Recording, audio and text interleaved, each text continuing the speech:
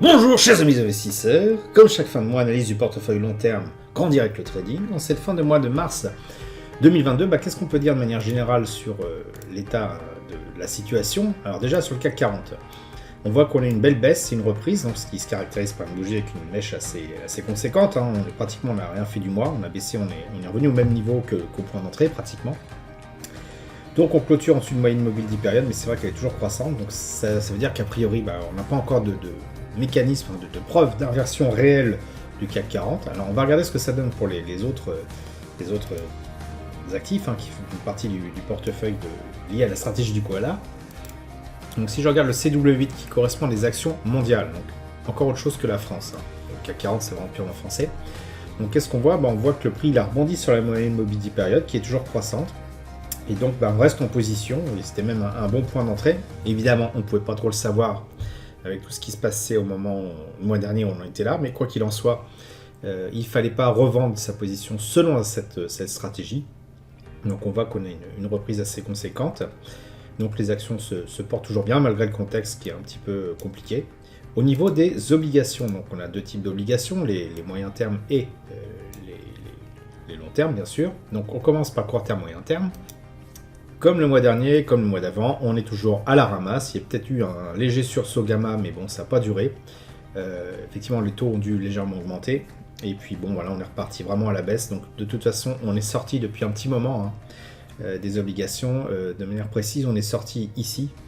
Et si vraiment on est extrémiste, on est sorti là. De toute façon, là, c'est plus le moment d'être en position. C'est clairement à la baisse.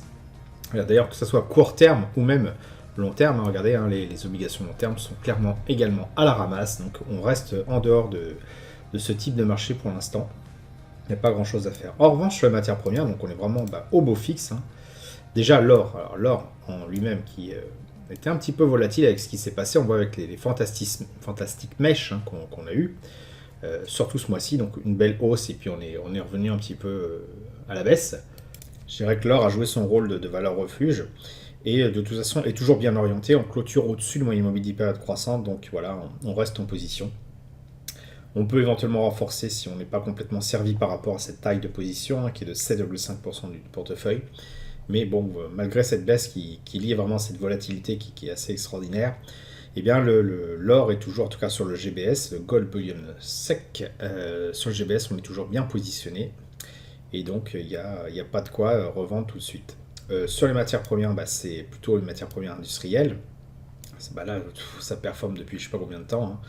Je suis servi depuis un petit moment, donc je ne rajoute pas à chaque fois.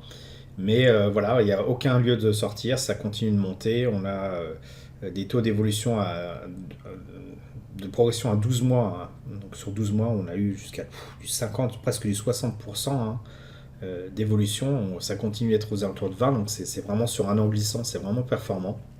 Donc là encore, on reste en position. Évidemment, on ne met pas tout son argent dessus. On est toujours à 7,5% du portefeuille pour respecter, la répartition de Dalio propre à ce portefeuille de la stratégie du koala. Donc pour résumer, on voit que les actions se portent bien au niveau mondial, que les obligations sont à la ramasse et que les matières premières également se portent très bien et même surperforment. Donc si on suit la stratégie du koala, on va mettre 30% de son capital effectivement dans les actions, 0% dans les obligations parce qu'elles ne sont pas du tout bien orientées, et 15% avec une répartition moitié-moitié entre l'or et les matières premières. Et c'est tout, malgré ce qui se passe au niveau géopolitique, on reste sur cette stratégie et on n'en démord pas. Voilà, j'espère que vous avez apprécié cette vidéo. Si c'est le cas, merci de laisser un pouce pour m'encourager à continuer. Abonnez-vous à la chaîne YouTube pour ne rater aucune nouvelle publication. Je vous dis merci et à bientôt sur le blog.